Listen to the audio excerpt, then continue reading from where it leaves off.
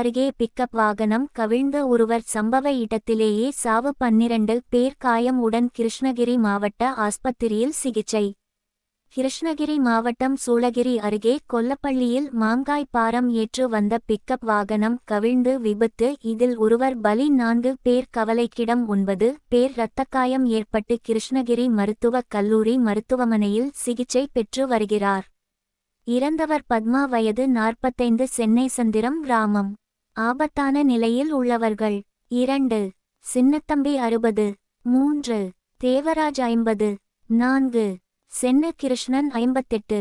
இரத்த காயம் ஏற்பட்டவர்கள்: 5 சீனிவாசன் 40, 6 நாராயணன் 65, 7 மாதேஷ் 45, 8 முருகன் 41, 9 கன்னியம்மாள் 35, 10 சாலி 60, 11 சாஸ்திரி 40, 12 ஈஸ்வரி 40, 13 விஜயா 47.